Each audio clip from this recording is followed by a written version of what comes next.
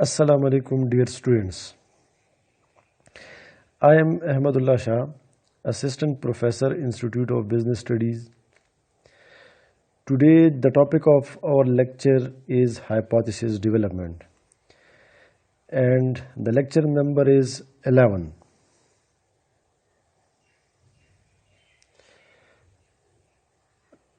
Some of the outline for today's lectures are hypothesis. Under the heading of hypothesis, we will be discussing directional hypothesis, non-directional hypothesis, then we have null hypothesis, and finally alternate hypothesis. Before going to discuss hypothesis development or hypothesis, now let us briefly discuss or summarize our previous lecture. As we have already identified in our previous lecture 4 important variables. First one was independent variable, then dependent variable, then moderating, and finally mediating variables. And we have also discussed our theoretical framework. If you people remember, that was a combination of two things. First one is a model, and second one was a theory. In theoretical framework, a model is something that represent your beliefs or how certain phenomena or how certain variables, for example, how independent variables or how dependent variables, mediating variables are related with each other. And secondly, when we explain the relationship between these variables, it is said to be a theory. So, for a hypothesis development, we need to understand two things. That is, first of all, different types of variable, and then a theoretical framework. If we understand different types of variable and we incorporate these variable in a framework that is usually said to be a theoretical framework, now we will be in a very good position to understand or to develop different types of hypotheses. Now coming to today's lecture, that is a hypothesis. Now what is a hypothesis? It is basically a logical relationship between two or more variables. Now these variables may be our dependent and independent variables. These variables may be our moderating and mediating variable. And remember, this relationship is usually expressed in the form of a testable statement. It is a basic criteria that hypothesis should be testable. The assumption should be testable. If it is not testable, we cannot say that it is a hypothesis.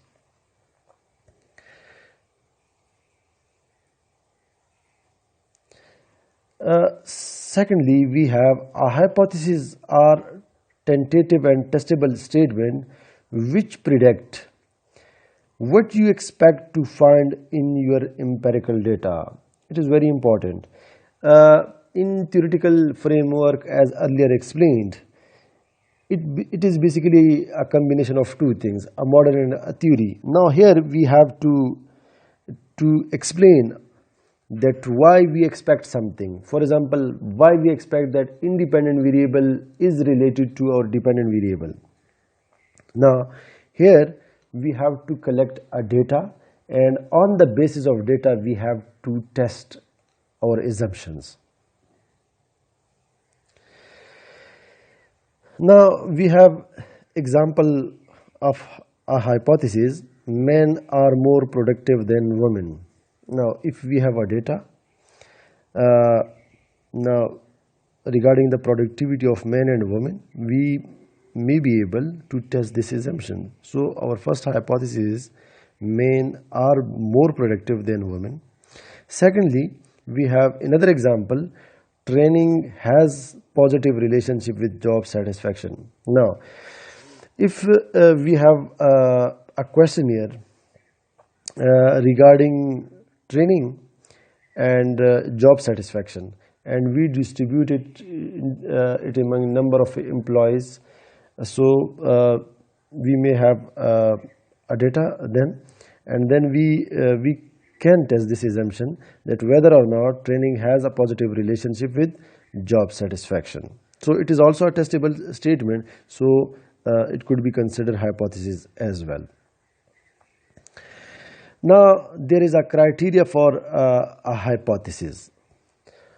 A good hypothesis must be, first one, it should be testable. As earlier explained, that hypothesis should be testable. If it is not testable, it is not a hypothesis. Secondly, it should be adequate. That is, the hypothesis developed for a purpose should be satisfied. If it is not satisfying the purpose it is developed, then we could not consider it as hypothesis. So it should be adequate. Thirdly, it should be better than its rivals. We may have number of hypotheses, so we should select a best possible hypothesis. Next, a hypothesis can be, now we have different types of hypothesis. First, we have directional hypothesis, then we have non-directional hypothesis, then we have null hypothesis, and finally we will be discussing alternative or alternate hypothesis. First of all, directional hypothesis. A directional hypothesis indicates the direction. Now, the direction may be positive, the direction may be negative, the direction may be higher, the direction may be lower, or the direction may be less than or more than, or thing like that. So when a hypothesis states that there is a positive relationship, or when it states that there is a negative relationship, it basically indicates something. So we may call such hypothesis as directional hypothesis. So when a hypothesis indicates the direction of relationship between two variables, so we may call it a directional hypothesis. Example 1 include, or in example 1 we have, there is a positive relationship between effective training system and organization commitment. Now, before going to explain this example, you people should remember one thing. Now, when we say there is positive relationship, this means that earlier researchers have established this relationship. A number of researchers have contributed their efforts. They have spent their significant time on this area, and finally they have reached to this conclusion that there is a positive relationship. Now we can say that number of researchers, as the contribution of number of researchers, now we add one additional thing, that is a positive relationship. If assume that no researcher contributed this area, or a very few researchers contributed in this area, then we could not have used this word positive. So in our example number 1, when we say that there is a positive relationship, it gives us a direction that effective training system, there is a relationship between effective training system and organization commitment. This means that when we improve our training system, organization commitment will also be improved. Or if we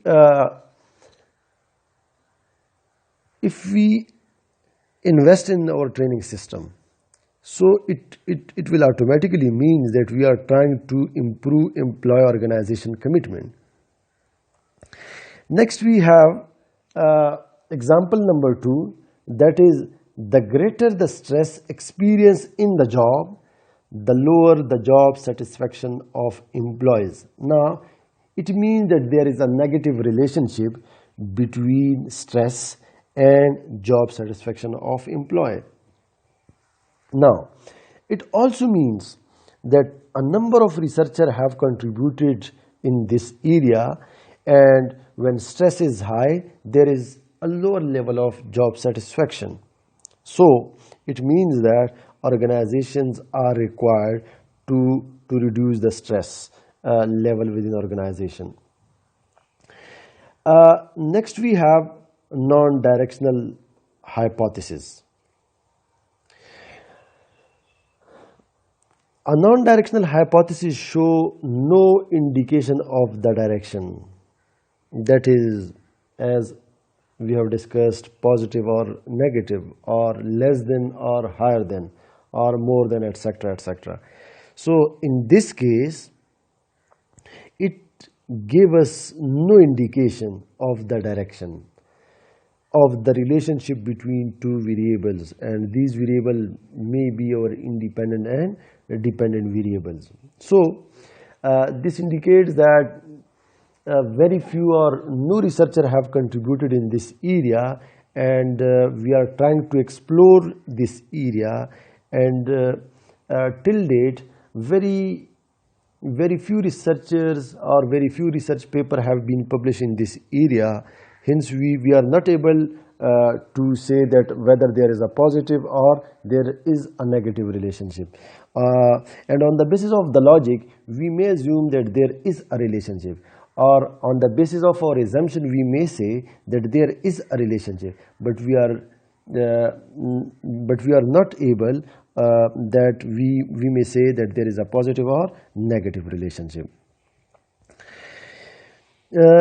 In non-directional hypothesis, we have example number 1. There is a relationship.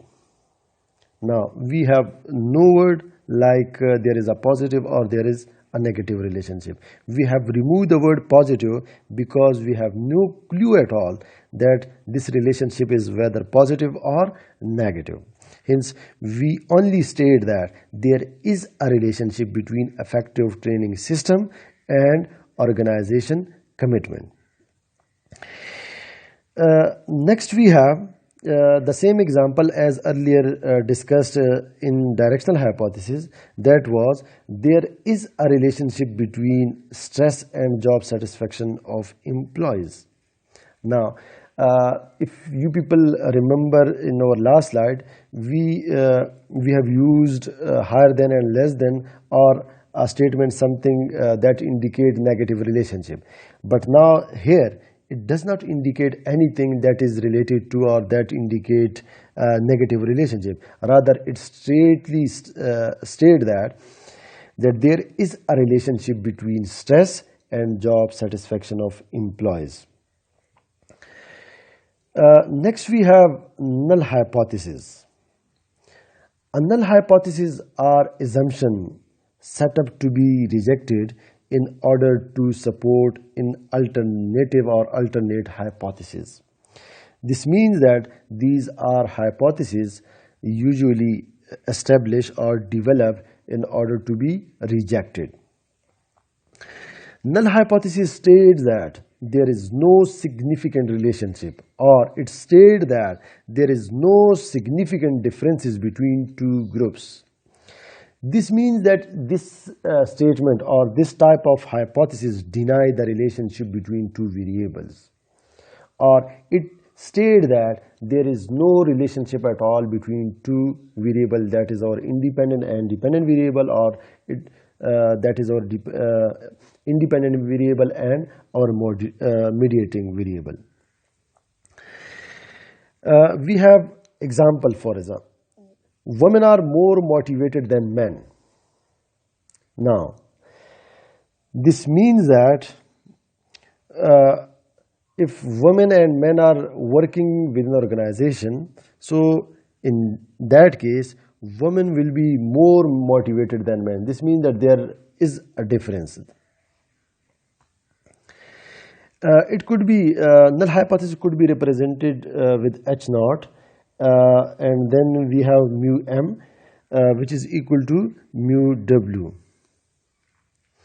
where H naught represents null hypothesis and mu m is the motivation level of man and mu w is the motivation level of women. This means that there is no difference between the motivation level of man and women. The alternate hypothesis, which is the opposite of null hypothesis, is actually states that there is a significant relationship, or it indicates significant differences between two groups.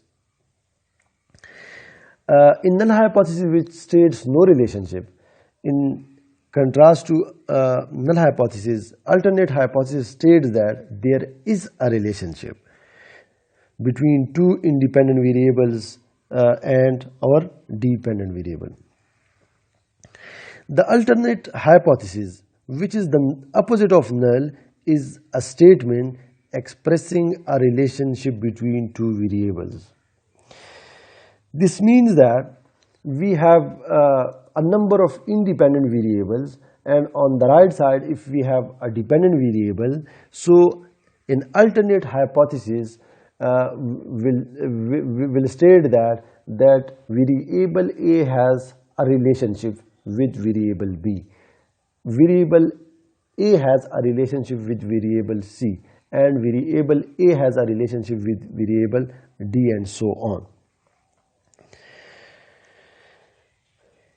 For example, the alternate for our earlier example would be HA.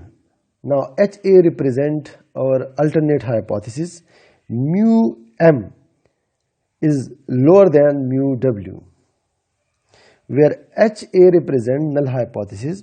Mu M is the mean motivation level of man and mu W is the motivation level of women. Now here it indicates that there is a difference between the motivation level of man and women. Now this was all about our today lecture. We have prepared and we have delivered this lecture on the basis of this book, Research Method for Business, a skill building approach by Uma Sekaran and Roger Bauji. If you people have any question regarding today's lectures, or if you people have any question regarding our earlier two lecture as well, that was our theoretical framework, and then our different types of variable which include independent and dependent variable, you people are most welcome. You people may ask any question. Thank you so much. May Allah bless you. Allah Hafiz.